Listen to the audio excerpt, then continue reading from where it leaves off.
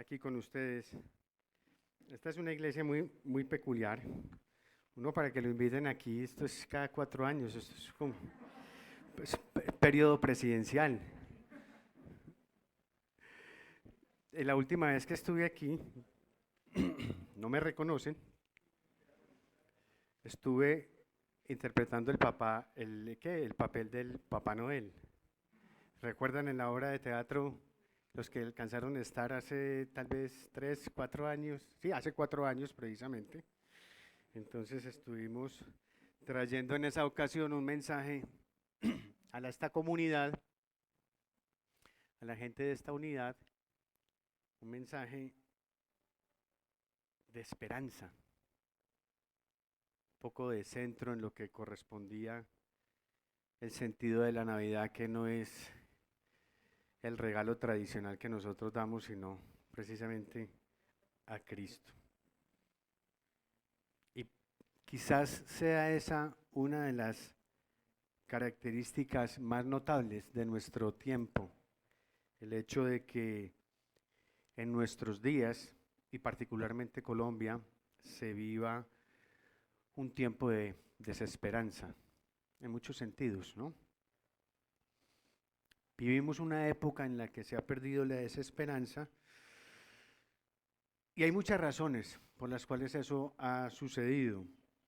Durante siglos habíamos experimentado esperanza u optimismo de algún tipo. Habíamos experimentado esperanza quizás por lo político, quizás por lo económico, de pronto también por lo científico y claro, un poquito más atrás por lo religioso.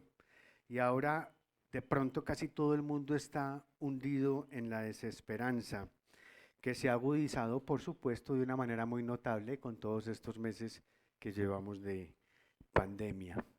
¿Ha notado usted cómo se amenaza el mundo cada determinado tiempo con la cuarta ola, el cuarto pico? Y entonces esperen que probablemente después del cuarto, en 2, 3 meses, hablarán del quinto pico y nos lo vamos a estar pasando así, no sé cuántas décadas más hablando del pico de la pandemia. Parece que hubiera ahí como toda una agenda para mantener a todo el mundo aterrado con toda esta situación. Y ese es el nuevo contexto en el que nosotros estamos por ahora, o al menos, por lo menos es el estado de ánimo más sentido profundamente en nuestros días. Y es precisamente en un contexto así que nosotros somos llamados como cristianos, como dice el apóstol Pedro en su primera carta, en el capítulo 3, en el verso 15, a estar siempre preparados para responder a todo el que les pida razón de la esperanza que hay en ustedes. Entonces, comencemos a manera de introducción con un breve recuento de lo que han sido los tiempos que tuvimos antes de esperanza y que hoy se han convertido en desesperanza. Me anima mucho ver algunas personas con el cabello blanco como yo, que no son rayitos, porque estas personas van a entender claramente de lo que voy a hablar. Veo también otras caras jóvenes, bastante jóvenes, a las que probablemente esto les va a resultar como un tratado de prehistoria, pero no es así. El cuadro es este, siglo XX, siglo pasado. Ubiquémonos como en la mitad del siglo, a mediados del siglo XX. Contábamos en ese momento con dos tipos de relatos. Años 50, años 60, dos tipos de relatos. El primero era el relato del marxismo. Entonces el marxismo nos hablaba de la lucha de clases y de cómo el mundo se dirigía inevitablemente hacia la igualdad económica y social, con esto de la utopía comunista, ¿no? Si saben qué es utopía, es concebir una sociedad perfecta y justa donde todo marche sin conflictos y completamente en armonía. Por eso es una utopía. Eso puede ser un anhelo, pero eso es imposible de que suceda. Pero en aquel entonces el mundo, gran parte del mundo y particularmente en Europa, se le apostaba a ese modelo, al modelo que proponía el marxismo. Y ese modelo fue el que originó gran parte de todos los movimientos revolucionarios que se dieron en América Latina. Por eso les decía que los chicos de blanco recuerdan muy bien esta época de lo que fueron todo el nacimiento de todo este tipo de movimientos.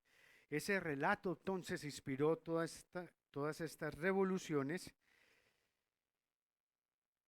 basaron la esperanza en un mundo socialista que era de pura equidad y de participación, pero a medida que esos gobiernos comunistas en el este de Europa y particularmente en la Unión Soviética se volvieron gobiernos totalitaristas y opresivos, eso fue marcando un proceso de desesperanza. Llegó al colapso y eso se derribó como se derribó el muro de Berlín a finales de la década de los 80 con la famosa perestroika, y ese modelo se acabó, aun cuando parece que no termina como del todo, ¿no? Por lo que uno ve y huele. Ahora, el segundo relato, está la cosa un poquito política, pero es contexto, hermanos, es puro contexto. El segundo relato era la era esperanzadora de la expansión capitalista con la economía libre de mercado.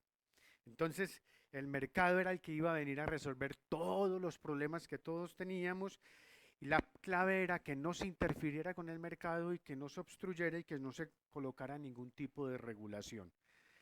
Era una perspectiva de crecimiento y de desarrollo económico que eran ilimitados y produjo un acrecentamiento asombroso de la esperanza. Y entonces allí vemos cómo algunas naciones se volvieron superpoderosas con esto. Pero esa burbuja también se reventó. Y se reventó porque el colapso de los bancos, las crisis hipotecarias, bueno, todo lo que hemos conocido por las noticias, y finalmente eso demostró que el mercado también nos engañó. Y para muchas personas esto fue una razón de una gran desesperanza, sobre todo porque los pobres se iban a hacer más pobres, pero de una manera más rápida, ¿no? Eso es. Al presente, a hoy, esos dos relatos se evaporaron, ya no ofrecen ningún tipo de confianza. Y quizás esa es la razón por la cual tienen tanto éxito aquellos personajes, aquellos candidatos que se presentan como independientes de todo. Porque como ya no creemos, ya no tenemos esperanza, ya no confiamos ni en un modelo ni en el otro, entonces eso funciona muy bien en el discurso político. Adicional a este problema que les estoy planteando, tenemos otro más complejo, que es el tema del calentamiento global y del cambio climático, y de la falta de voluntad política para realizar las transformaciones necesarias para salvar el planeta. Usted ve que se habla mucho de eso, se dice mucho de esto, hay series completas en los canales y esto, pero es muy poco lo que realmente se ha podido hacer en el mundo. Quienes trabajan precisamente en ese campo de preocupaciones consideran que puede ser que la vida humana esté en peligro en unas décadas. Paremos ahí la introducción, porque la cosa ya se está volviendo como un coloquio de desesperanza. Yo lo que quiero argumentar es que este giro de esperanza a la desesperanza no es un desastre. Óigame bien, el giro de la esperanza a la desesperanza no es un desastre, sino más bien una nueva y magnífica oportunidad para desarrollar la esperanza cristiana genuina. ¿Sí? Vamos a la Escritura para que veamos una historia que por todos es conocida. Nosotros en Laureles desarrollamos en el proyecto de discipulado en la iglesia con las personas que llegan por primera vez, o por lo menos que ya tomaron la decisión de quedarse en la iglesia, desarrollamos el libro El desconocido del Camino de Emaús, el forastero. Yo quería saber si me estaban poniendo cuidado, gracias. Sí quería ver si estaban sintonizados y Sarina. El forastero en el Camino de Emaús, ¿lo conocen? ¿Les es familiar? No, pero pueden hablar, se puede, con libertad. Sí, lo conocen, ¿no lo conocen? Pastor Jonathan. Bueno, en fin. Lo importante es que lo que dice ese libro está aquí. Lucas capítulo 24, versos 13 en adelante. Lucas capítulo 24, versos del 13 en adelante.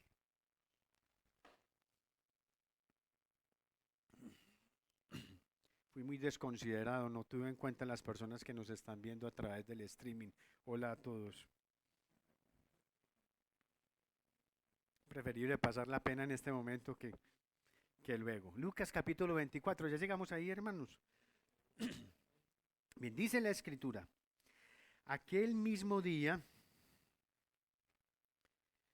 dos de ellos se dirigían a un pueblo llamado Emaús, a unos 11 kilómetros de Jerusalén. Iban conversando sobre todo lo que había acontecido.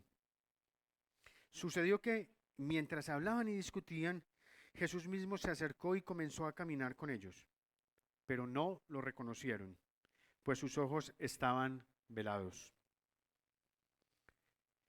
¿Qué vienen discutiendo por el camino?, les preguntó. Se detuvieron, cabizbajos, y uno de ellos, llamado Cleofas, le dijo, ¿eres tú el único peregrino en Jerusalén que no se ha enterado de todo lo que ha pasado recientemente? ¿Y qué es lo que ha pasado?, les preguntó. Esa manera de Jesús, tan formidable. ¿Qué es lo que ha pasado?, les preguntó. Pues lo de Jesús de Nazaret.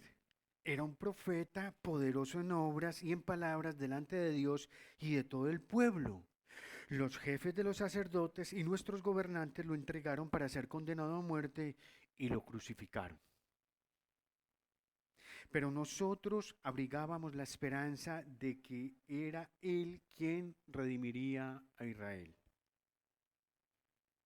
Es más, ya hace 3 días que sucedió todo esto. También algunas mujeres de nuestro grupo nos dejaron asombrados. Esta mañana, muy temprano, fueron al sepulcro, pero no hallaron su cuerpo. Cuando volvieron, nos contaron que se les habían aparecido unos ángeles quienes les dijeron que Él está vivo. Algunos de nuestros compañeros fueron después al sepulcro y lo encontraron tal como habían dicho las mujeres, pero a Él no lo vieron. Qué torpes son ustedes y qué tardos de corazón para creer todo lo que han dicho los profetas. ¿Acaso no tenía que sufrir el Cristo estas cosas antes de entrar en su gloria? Entonces, comenzando por Moisés y por todos los profetas, les explicó lo que se refería a él en todas las escrituras.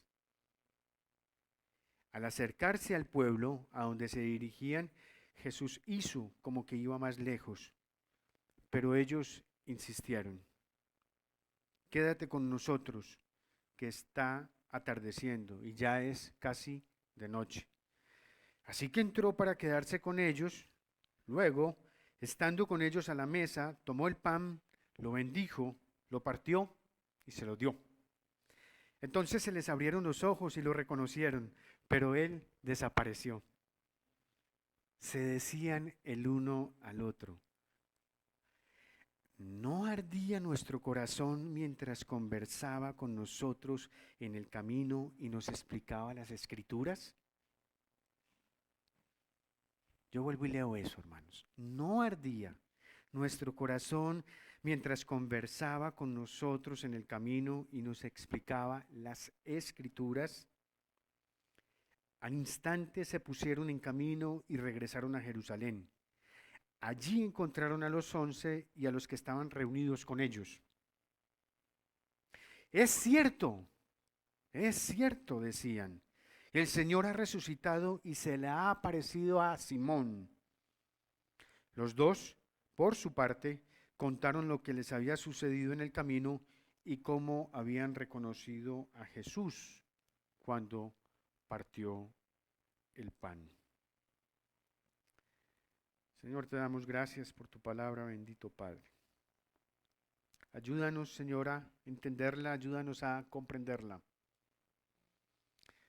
Yo no sé el estado en el que cada uno se encuentra esta mañana, ni aun los que están allí a través del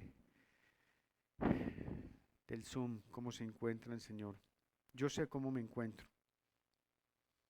y reconozco que necesito profundamente de ti, Señor.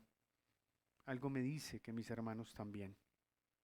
Por eso te ruego, Señor, que nos des a cada uno de nosotros la porción que necesita este día. A algunos necesitamos exhortación, otros necesitamos consuelo, quizás otros necesitemos fortaleza. No lo sé, Señor, pero tú sí lo sabes. Te ruego que nos bendigas, Señor, con tu palabra y que al vaso frágil que usas esta mañana, Señor, le permitas salir de aquí de la misma manera que pudo entrar, Señor, en bendición. Que cada palabra que salga de la boca del predicador, cada pensamiento de su corazón, sean sujetos completamente a la voluntad en Cristo Jesús. Amén. Bien, hermanos, ese es el relato, además un relato muy conocido, hay películas de esto inclusive, como muestran esta belleza de pasaje. Pero pongámosle un poquito de decoración, pongámosle un poquito de alguito más a esto. ¿Qué día es que pasa esto? Vamos a suponer Jesús lo crucifican el viernes, ha pasado el sábado, ha pasado el domingo, entonces estamos 3 días, entonces estamos en el primer día de la Pascua, horas posteriores al mediodía, más o menos. ¿Por qué calculamos y decimos que al mediodía? Yo no sé cuántos de ustedes han tenido oportunidad de ir al Medio Oriente, pero allá no sale uno a caminar a mediodía. Es un peligro de salud, y menos hace 2000 años. A la gente se ponía en marcha normalmente en horas de la tarde, cuando el sol bajaba un poquito, ¿no? Entonces, están estos dos tipos. En la mañana han recibido una serie de informes, cosas extrañas que han pasado. Ellos no entienden lo que pasa, lo único que saben es que mataron a Jesucristo, que mataron a Jesús de Nazaret. Va avanzando el día y entonces dos de ellos, Cleofás y el otro, su amigo, su compañero, se ponen en marcha en camino a su casa en Emaús. Quiero que piense por un momento el nivel de cómo podían estar bajando estos hombres de Jerusalén a Emaús en su corazón, el nivel de desesperanza que podían tener. Habían invertido 3 años de su vida en seguir a un hombre, en oír sus enseñanzas, todo lo que este hombre les dijo, lo que representó para su vida personal, y lo mataron. Y por el relato que uno ve en el primer capítulo de Hechos, uno ve que el desconcierto de todos los 12 era enorme con la situación que había sucedido. Les embargó una gran angustia. Imagínate lo que esto puede representar. Piensa por un momento, por ejemplo, cuando Cristo te alcanzó. De pronto las luchas que eso generó en el corazón, la desesperanza en la que vivíamos probablemente en ese momento y lo que sucede cuando Cristo llega. Ahora, nosotros tenemos la bondad de que cuando Cristo nos alcanza a nosotros, todos sabemos que Cristo está vivo. Pero aquí, 2000 años atrás, en el marco histórico de esta historia, para estos caballeros, su maestro había sido asesinado, y vaya de qué manera fue asesinado 3 días antes. Quiero ilustrar un poco eso para que veamos el nivel de desesperanza con el que estos dos muchachos bajaban. Uno ya a esta edad le dice muchacho eran dos muchachos. Van caminando y resulta que les sale al encuentro un extraño, un misterioso desconocido que no sabe qué fue lo que pasó. Ahora, para entender qué es lo que está pasando en el camino de estos dos, es fundamental que nosotros entonces entendamos el punto central del diálogo, y es el verso 21. Ese verso es importante. Dice, pero nosotros abrigábamos la esperanza de que era Él quien redimiría a Israel. Ese es el diálogo, el informe que ellos le están pasando al misterioso desconocido. Nosotros abrigábamos la esperanza de que era Él quien redimiría a Israel. Si uno dice que abrigaba la esperanza, quiere decir que esa esperanza ya no está. Confiaba en ella, creía en ella, pero ya no hay esa esperanza. Ahora, ¿cuál era el problema? ¿Por qué perdieron la esperanza ellos? Y ellos perdieron la esperanza como todos los otros 11 y como todos los seguidores de Jesús en ese momento, porque habían vivido conforme a un relato de las escrituras hebreas. Ese relato estaba construido a partir de una serie de hechos históricos, de promesas proféticas y por supuesto a partir de los cantos de los salmos. En ese relato, en el relato que ellos tenían, en el relato sobre el cual ellos vivían, el éxodo era el telón de fondo, la salida de Israel de Egipto y toda la serie de actos divinos que se sucedieron posteriormente con los que Dios liberó al pueblo de sus enemigos. Tú ves que después del Éxodo nosotros comenzamos a ver una serie de actos portentosos, maravillosos de Dios para cuidar y proteger a su pueblo.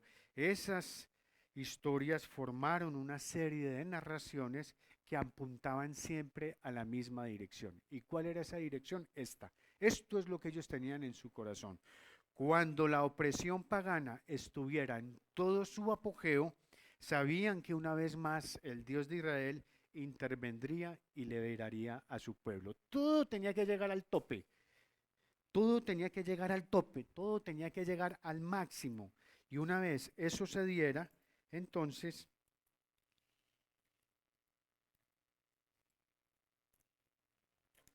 una vez eso se diera, entonces Dios iba a intervenir y a liberar Israel. La gran mayoría de los discípulos en la época de Jesús pensaban, ojo, esto es un dato interesante, la gran mayoría pensaban que el exilio aún no había terminado. ¿Y saben por qué? Porque el pueblo seguía viviendo bajo la opresión romana. Entonces el exilio no había terminado. Es decir, que las grandes promesas proféticas con las que ellos vivían todavía no se habían cumplido. Las historias que ellos conocían, que nosotros conocemos del Antiguo Testamento, no habían pasado. ¿Por qué? Porque sencillamente el pueblo estaba bajo la opresión romana. Ese era un relato entonces que a los contemporáneos de Jesús le faltaba un final, un relato que estaba en la búsqueda de un final. Y los dos discípulos aquí, Cleofas y su amigo, que están en el camino, habían pensado que ese fin, que ese cierre de la historia iba a suceder con Jesús, pero era obvio que no había sido así. Para ellos la crucifixión fue la completa y total destrucción de todas sus esperanzas. Y el punto es este, hermanos. La crucifixión para los discípulos, para para el Israel contemporáneo de Jesús, tenía dos sentidos, un sentido político y un sentido teológico. El sentido político era que significaba que el exilio aún no había terminado. Muerto Jesús, entonces el exilio continúa. Ese es el sentido político, pero había un sentido teológico también muy importante. Era que Dios no había entonces regresado para establecer a Israel sobre todas las naciones. Si recuerdan, Creían que Él vendría a liberar a Israel. Muerto Jesús, el exilio continúa, nunca se ha acabado, pero muerto Jesús también, entonces quiere decir que Dios no va a establecer a Israel sobre todas las demás naciones. Y todo eso, mis queridos hermanos, explica por qué los discípulos discutían tan vigorosamente por el camino. Habían seguido una propuesta que ellos creían conducía a la libertad, pero que había resultado en un completo callejón sin salida. Y eso es precisamente lo que le están explicando al misterioso desconocido. Fíjate cómo le hacen un brief, le hacen un resumen tipo cubo de la situación. Dice, pues fíjate nomás, Jesús de Nazaret era un profeta poderoso en obras y en palabras delante de Dios y de todo el pueblo. Fíjate. ¿Sí? Sí. Seguramente era por medio de él que el relato iba a alcanzar el punto culminante. Él iba a redimir a Israel, pero los mataron. En evangélico antiguo, carajo, ¿cómo podríamos estar tan equivocados? ¿Cómo? Para complicar la situación a todo ese conflicto en el corazón de estas personas, en la mañana escuchan informes de las mujeres del grupo que dicen que el cuerpo está desaparecido, que hubo unos ángeles que les hablaron y que les dijeron que por qué lo buscaban y todo ese tipo de cosas. Y eso no tenía nada que ver como con lo que ellos tenían en el corazón. Lo único que estaba haciendo eso era aumentar la confusión. Ahora, ahí tienes a los dos discípulos de regreso a casa, tristes, experimentando una profunda desilusión y una gran desesperanza. ¿Ya? Trato ahí más o menos de enmarcar y de ponerle un poquitico la parte emocional a toda esta situación. Ahora, la respuesta del extraño, fíjate, la respuesta del extraño en el camino consiste en contar el relato, pero de una manera diferente. El insumo del extraño es exactamente el mismo insumo que ellos toman. ¿Qué tenían ellos? Las historias de las escrituras hebreas. Sobre eso fundaban todo lo que ellos creían y pensaban. Lo que está diciendo Jesús, fíjate lo que dice el verso 27. Dice que comenzando por Moisés y por todos los profetas, les explicó lo que se refería a él en todas las escrituras. Toma exactamente lo mismo que ellos creían, pero les cuenta el relato de una manera distinta. El desconocido entonces les muestra a ellos que dentro de esos precedentes históricos, dentro de esas promesas, promesas proféticas y esas oraciones y cantos de los salmistas, hay un tema y hay un patrón que hasta ese momento ellos no habían podido percibir, que no lo habían podido ver. Y era que los sufrimientos de Israel crecieron en Egipto hasta que el pueblo que hizo, hasta que el pueblo clamó, hasta que el pueblo se humilló, y entonces sucedió la redención. Pasa un tiempo, Israel vuelve y clama a Dios en medio del sufrimiento, entonces Dios levanta jueces para que liberen a Israel. Los asirios arrasaron el país completamente y sitiaron a Jerusalén, pero fueron derrotados en persona por Dios cuando estaban precisamente a punto de tomar la ciudad. Y aun cuando Babilonia tuvo éxito en llevar al exilio al pueblo y fue seguida por otras naciones paganas, todas ellas pues por supuesto superadas por Roma en los tiempos de Jesús, los profetas siempre declaraban que la redención vendría, ojo a esto hermanos, la redención vendría a través de esa profunda oscuridad, a través de ese dolor, a través de ese inmenso sufrimiento. Israel quedaría reducida a un punto, a un remanente que pasaría por las aguas, pero no se ahogaría, que pasaría por el fuego, pero no se quemaría, como dice el profeta Isaías en el capítulo 43, en el verso 2. de alguna manera, hermanos, los propósitos salvíficos de Dios para Israel y a través de Israel para el mundo se cumplirían atravesando el más intenso sufrimiento. Y eso es algo a lo que la iglesia no le gusta oír hoy en día. Nosotros tenemos un cristianismo que se ha despojado de Cristo, se ha despojado de la cruz y se ha despojado del sufrimiento.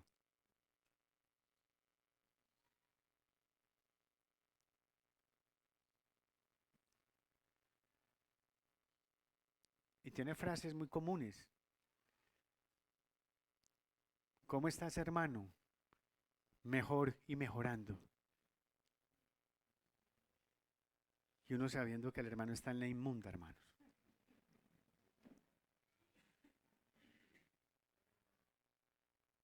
Pero mejor y mejorando. Bendecido para bendecir.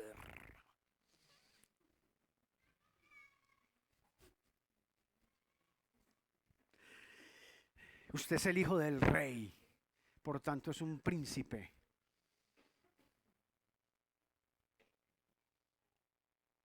Un evangelio así le hace daño a la gente, lastima. Porque lo que la Escritura nos muestra a nosotros es el triunfo de un Dios, pero a través del sufrimiento. Así le encuentra sentido a todo lo que dice Pedro cuando dice, teman por sumo gozo, porque esa es una buena marca. Hace 20 años conocí un misionero, estaba muy, bueno, llevaba yo tal vez 3, 4 años en el evangelio, estaba muy nuevito, y nací en un evangelio de ese estilo. O sea, por eso es que hablo con conocimiento de causa. Recuerdo que la nevera de la casa era una fuente luminosa, ¿no? Agua y luz. Una nevera gomela, me decía un amigo bogotano. Sí, no, qué ver, ¿ves? Y yo me acercaba al hermano, ¿cómo está? El pastor me decía, feliz y mejorando. Y entonces, ¿y usted cómo está? Bien, bien, bien, bien, bien. Bien llevado, hermano. Bien llevado, pero pues no, qué pena, qué vergüenza. Comenzando por Moisés y por todos los profetas, les explicó lo que se refería a él en todas las escrituras. Ese era el relato y esa era la trama completa. La esperanza centrada en Israel como portador de las promesas de Dios para el mundo. Después, la esperanza centrada en un remanente como portador del destino de Israel. Y finalmente, la esperanza centrada en el verdadero rey de Israel. Él que había sido un siervo para un pueblo que había sido siervo. Uno que había hecho por Israel y el mundo lo que Israel y el mundo no habían podido haber hecho por sí mismos. Volviendo entonces a estos muchachos que iban por el camino de Emaús, el problema de no comprender lo que estaba pasando, de su torpeza, de su corazón y de su falta de fe en los profetas, como nos dice el verso 25, era que habían contado y vivido el relato de una manera completamente equivocada. El relato nunca estuvo centrado en que Israel derrotara a sus enemigos y se convirtiera en el amo poderoso sobre todas las naciones. Ese nunca fue el relato.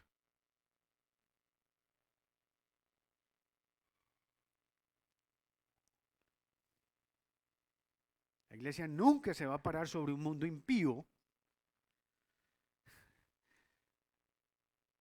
sobre este mundo, de una manera triunfalista de esa naturaleza, porque no es así como el maestro nos dio su ejemplo.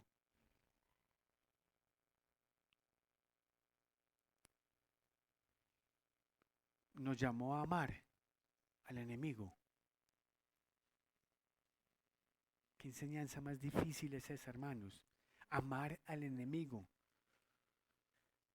¿Alguno de ustedes no tiene luchas con eso? ¿O soy yo el único? Pero ese es el estándar de lo que está pidiendo Jesús, amar al enemigo. En cambio, entonces, estos muchachos ahora tenían el relato correcto en sus corazones y estaba empezando a surgir en ellos una posibilidad enorme, una posibilidad asombrosa. Fíjese esto. ¿Y qué tal? ¿Y qué tal si de pronto la ejecución de Jesús no era un ejemplo del triunfo del paganismo? ¿Qué tal si no era eso, sino más bien el medio por el cual Dios iba a derrotar el mal de una vez y para siempre? ¿Qué tal? ¿Y qué si después de todo esa era la manera como Dios había previsto el fin del exilio, la manera como Dios había previsto que se iban a perdonar los pecados de Israel, los pecados del mundo y como precisamente iba a llegar el reino de Dios? ¿Y qué tal si eso era así? Entonces estos muchachos, cuando empezaron a comprender todas estas cosas, llegaron a su casa, invitaron al desconocido a quedarse con ellos. El desconocido, puedo imaginarme la cara de Jesús, una sonrisa ahí interna. Esto me lo estoy pasando bueno con esto. Sí, ellos no saben todavía quién soy yo, ¿no? Ellos no saben. Pues ya van a saber. Entonces él asume calladamente ese papel de huésped, así. Sí, es que el problema que nosotros tenemos, hermanos, es que a veces no nos imaginamos a Jesús así. La generación de los de las iluminaciones blancas nos levantamos con el Jesús del mártir del Calvario, ¿sí te acordás? Entonces, bien, más allá de todo, bienvenido y dopamina, o sea, intocable, inmarcesible. No, yo quiero pensar en un Jesús que se reía con sus amigos, que les hacía bromas, que era chistoso. Y creo que aquí hay algo de eso, o sea, él está socarronamente ahí. No, sí, yo me quedo con ustedes, no hay ningún problema, claro que sí. Les agradezco la gentileza, la amabilidad, la hospitalidad. No les importuno, no, no, pues cómo se te ocurre, nomás ven acá. Y mujer, trae. Bueno, ya. Dice que él toma el pan, lo bendijo y lo partió. Y cuando ellos se dieron cuenta quién era, se, se va. Ay, cuando se le apareció a Simón, yo creo que Jesús todavía se estaba riendo de esto. Es una presunción mía, no lo dice la Biblia, por si acaso. Entonces, con aquel reconocimiento, cobró sentido de inmediato el relato que ellos habían tenido con el extraño durante la última hora. Dice el verso 32 de una manera poderosa, miren eso, no ardía nuestro corazón mientras conversaba con nosotros en el camino y nos explicaba las escrituras. Entonces, los dos regresan a toda prisa a Jerusalén, donde su noticia se encontró con la respuesta inmediata de los 11. Mire lo que dice el verso 34. Es cierto, es cierto. El Señor ha resucitado y se le ha aparecido a Simón.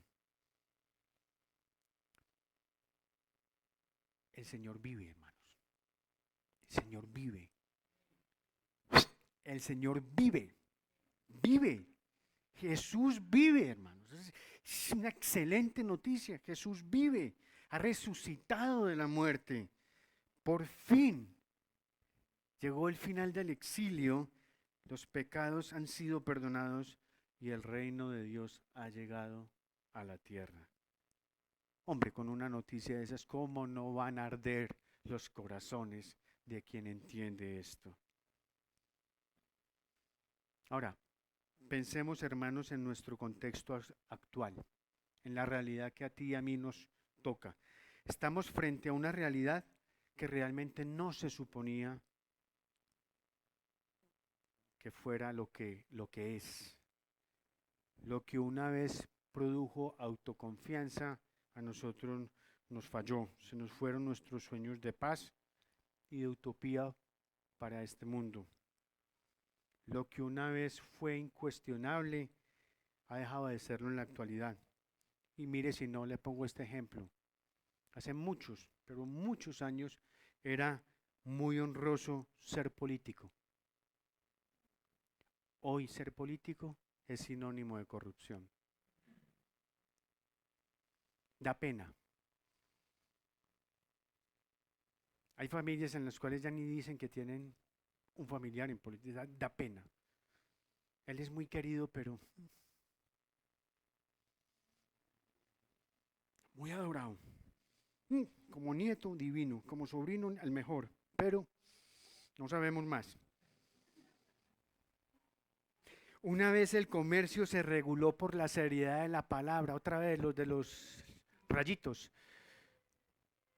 Hoy es el principal manipulador de la economía. Vivimos en un mundo que es regulado por las reglas del mercado, pero no por las políticas de Estado. Esa es la razón por la que usted ve que el mundo lo manejan son las grandes corporaciones. No un Estado, se reúnen 3, 4 industriales los más poderosos del país y son los que le dicen al gobierno de turno cómo es que se debe proceder y se debe hacer. ¿Y qué tal esta? Una vez el sacerdocio o el pastorado eran vistos como un patrón de ética y moral en la sociedad. Y hoy se asocia el sacerdocio de los primos con la pedofilia y el homosexualismo. Y el pastorado con la malversación de fondos y la opulencia económica. Y al igual que los discípulos de Emaús, muchos de nosotros nos encontramos perplejos y confundidos y desconfiados, preguntándonos qué pasó aquí. La cantidad de hermanos de la fe que no quieren ir a una iglesia porque fueron lastimados, aporreados, porque no confían, porque no son capaces de abrirle el corazón nuevamente, no son capaces de ser vulnerables enormemente. Es mucha la gente que está así. ¿Por qué? Porque esperábamos que todas nuestras verdades eran absolutas e intemporales. Esperábamos, hermanos. Por eso, mis queridos amigos, los que están en casa, nosotros debemos escuchar al desconocido en el camino de Emaús. ¿Y qué debemos escuchar de él? Lo que él dijo. No era preciso que estas cosas sucedieran.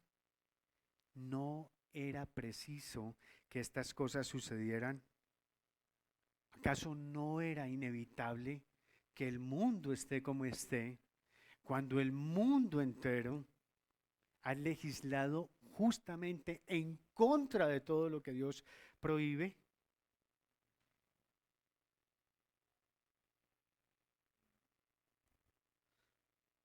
¿Acaso no es quizás un juicio de Dios justo, por cierto, sobre la pura arrogancia de los seres humanos que pensamos construir un mundo perfecto con nuestras propias fuerzas y dejando completamente a Dios a un lado?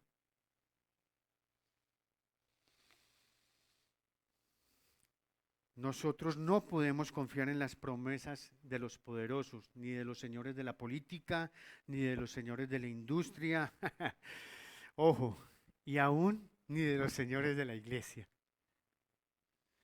Porque ninguno de nosotros, ni como individuo o en conjunto, es lo suficientemente poderoso o omnisciente para salvar el mundo. Tampoco podemos afincar nuestra esperanza en ninguna institución humana, sean partidos políticos, sean gobiernos, porque todas ellas pueden equivocarse, todas ellas pueden fallar y de hecho lo han hecho. Tampoco podemos poner nuestra esperanza del futuro en ninguna ideología, sea la que fuere, porque esas ideologías también han fracasado, ni en el socialismo ni en el capitalismo. Es más, me temo que la democracia misma ha fallado, porque todas ellas de una u otra manera han demostrado su fracaso. Y la última tentación que nosotros tenemos es solamente confiar en nosotros mismos. Y esa es una expresión egolátrica que siempre conduce al error y a la mentira. Vivimos en una época, óigame bien, vivimos en una época de desesperanza, no solo por porque la gente ha edificado sus esperanzas sobre fundamentos endebles, sino también porque muchos de nosotros hemos estado esperando cosas vanas, cosas que no son. Y la buena noticia, hermanos, es que para nosotros, para un cristiano, la esperanza existe. Óigame bien, la esperanza existe. Siempre, siempre habrá una esperanza. En palabras del apóstol Pablo, nosotros esperamos contra toda esperanza. Es decir, nos mantenemos firmes en la esperanza, aun cuando no parezca en absoluto haber signos de esperanza. ¿Por qué? Porque nuestra esperanza no se apoya en signos, porque nuestra esperanza no se apoya en ideologías, porque nuestra esperanza no se apoya en partidos políticos, porque nuestra esperanza no se apoya en ningún tipo de instituciones, porque nuestra esperanza se apoya en Cristo y solamente y únicamente en Él, porque sencillamente, hermanos, la obra de Dios no puede fallar, la obra de Dios es totalmente confiable, lo fue en el pasado, lo es en el presente y lo será en el futuro, y eso lo será por toda una eternidad. Dios jamás, jamás, jamás fallará.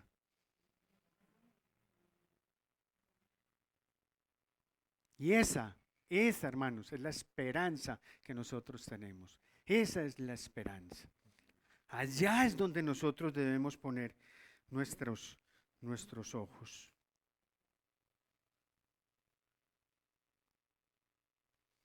Me asombra, se los confieso, me asombra ver esto lo he oído de muchos hermanos de la fe, el terror con el que esperan el año 2022 porque hay elecciones.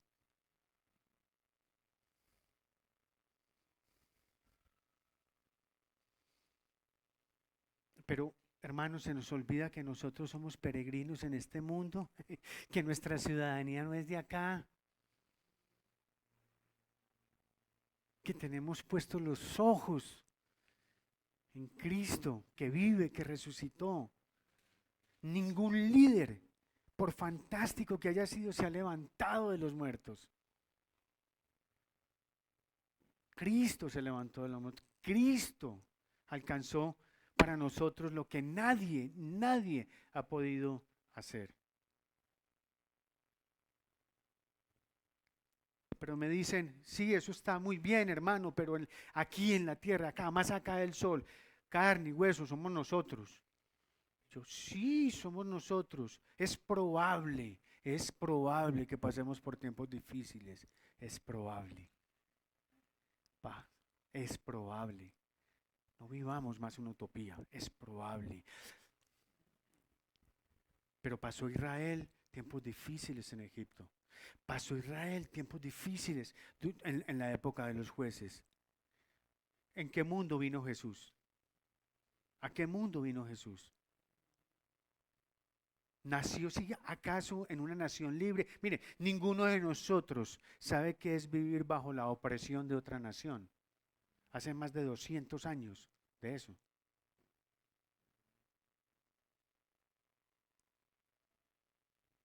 A ese mundo vino Jesús, en ese mundo vivió Jesús, en ese mundo predicó Jesús. Y en ese mundo murió Jesús y murió para alcanzar lo que tú y yo tenemos hoy en día. Nosotros debemos reconocer la oscuridad y la aparente desesperanza de la situación actual, pero poner nuestra confianza en Dios. Haga de cuenta, hermano, déjeme le pinto esto con una ilustración. ¿Has visto en la noche cuando te vas a acostar y apagas todas las luces de la casa? Que hay un instante en el que tienes que quedarte quieto porque no ves nada. Hay un instante que hay que parar. Ojo, no dé un paso adelante, se va a dar contra el marco de la puerta, hágame caso. Se va a dar ahí en las narices, pero uno no hace caso y se da. Anoche me pasó. Pero uno tiene que quedarse ahí quieto, quieto. Anoche me pasó. Pero no era para ilustrar el punto, el afán. Un instante. Los ojos se acostumbran entonces a la oscuridad. Y en medio de esa oscuridad tú puedes ver. En medio de la oscuridad que podamos estar enfrentando, en medio de la dificultad tan grande y del sufrimiento por el cual tú puedes estar pasando, créeme, créeme, en medio de todo eso está Cristo, está Dios sosteniéndote. Tu situación es muy difícil, si usted no se alcanza a imaginar, pastor, vea, es que yo hace 2 semanas, ¿qué? 3 semanas, estuve en una consejería, rompió todo lo que el manual del consejero dice. Una consejería que empezó a las 4 de la tarde y terminó a la 1:30 de la mañana. Derecha. Fui al baño 4 veces, me tomé 5 tintos y no hablé más de 1 minuto en todas esas horas. Solo escuché con mi esposa a esta persona. Una historia, no, 10 capítulos de Netflix mínimo, serie de Netflix, la historia de esta mujer. Pero ahí pudimos en algún momento poderle mostrar a ella cómo Dios había enhebrado su subsistencia durante todo ese tiempo y que ella no había podido ver, porque no veía sino el sufrimiento. Él no veía al Dios que había sufrido juntamente con ella y que estaba ahí en esto. Nosotros tenemos que confiar completamente en la confianza, en la esperanza que Jesús nos está comunicando, porque Él tiene el control de todas las cosas.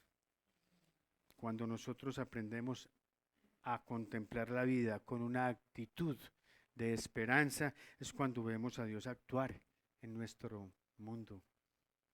Esto no está peor de lo que podía estar, y no lo está.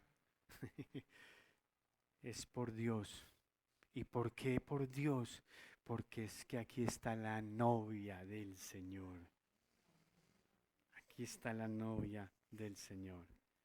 Yo me pregunto, hermanos, si el momento actual de desesperanza que estamos viviendo no estará siendo usado por Dios para invitarnos a tenerlo a Él de una manera mucho más seria, como el único apoyo de esperanza que nosotros tenemos en el mundo.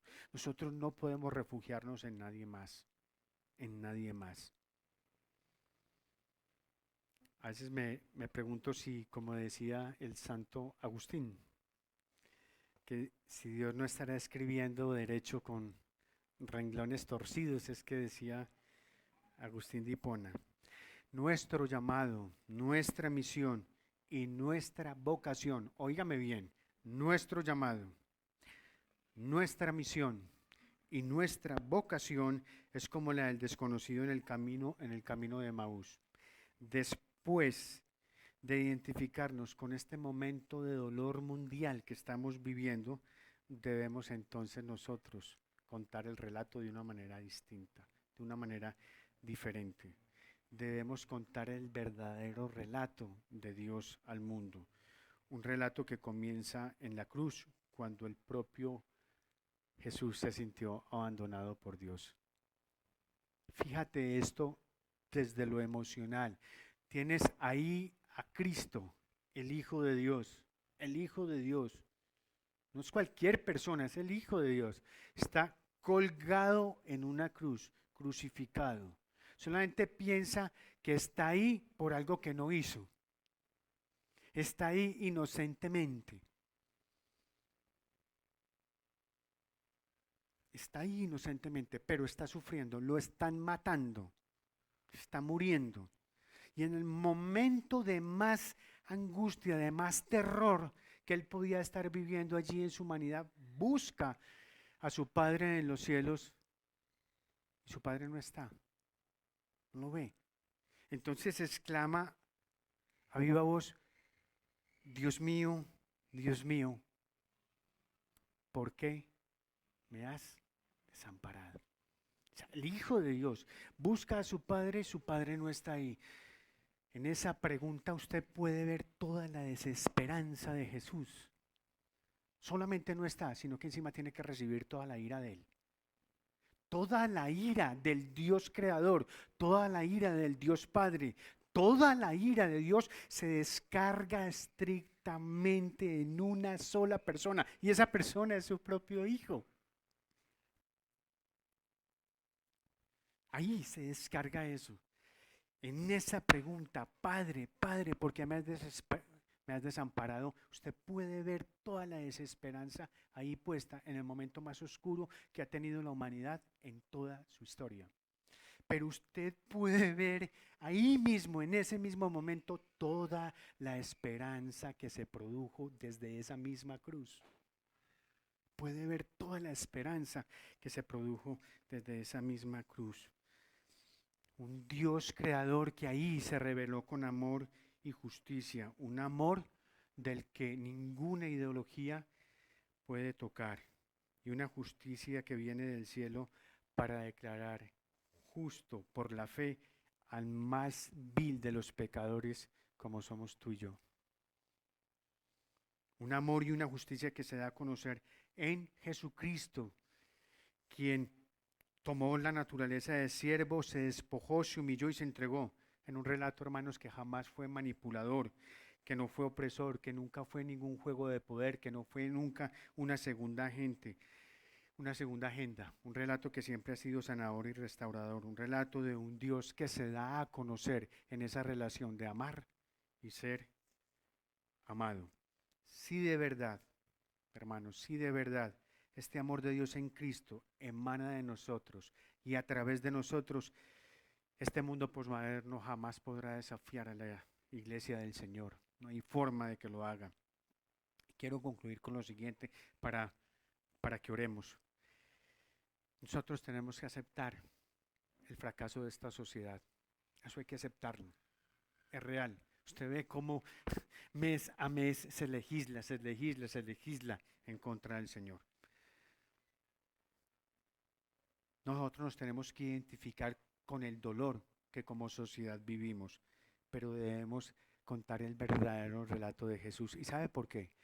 Para que ardan nuestros corazones, para que ardan nuestros corazones. Y esa es la misión que nosotros tenemos en este mundo, en este tiempo y en esta época, hermanos. Quisiera que inclináramos nuestro rostro y tengamos un momento para orar, hermanos. Padre, conocemos el relato de tu Hijo a lo largo de toda la Escritura. Hemos escuchado su oración en Getsemaní. En el fondo, Él sabe que debe sufrir, pero en su humanidad perfecta clama: si es tu voluntad, aparta de mí esta copa. De la misma forma, Señor, sabemos en el fondo que has ordenado y has permitido todo lo que ha pasado en nuestro mundo, Señor. Y eso lo has ordenado y lo has permitido en tu sabiduría, Señor, con propósitos buenos y necesarios, bendito Dios. Nosotros también debemos sufrir, también podemos sufrir. Tu Hijo fue inocente, nosotros no lo somos, Señor. No. Sin embargo, bendito Dios, en nuestra humanidad imperfecta, en nuestra humanidad pecaminosa también, clamamos junto con Él: si es tu voluntad, Señor, si es tu voluntad, aparta de nosotros esta copa, Señor. Señor, lleva a cabo pronto la obra dolorosa, justa y misericordiosa que has decidido hacer. Por favor, no prolongues, Señor, tu juicio. No retrases tu compasión, Señor. No la retrases por amor a tu iglesia, por amor a tus hijos, Señor. Señor, recuerda a los pobres, Señor, conforme a tu misericordia. No olvides el clamor de los afligidos, bendito Dios. pero no permitas, Padre, que se desperdicie nuestra miseria y dolor.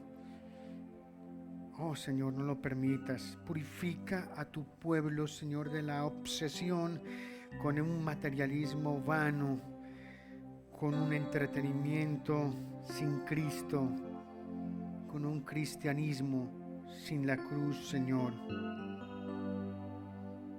Padre, corta las raíces y el remanente de orgullo que hay en nuestros corazones, Señor, aún de odio y de caminos injustos, Señor.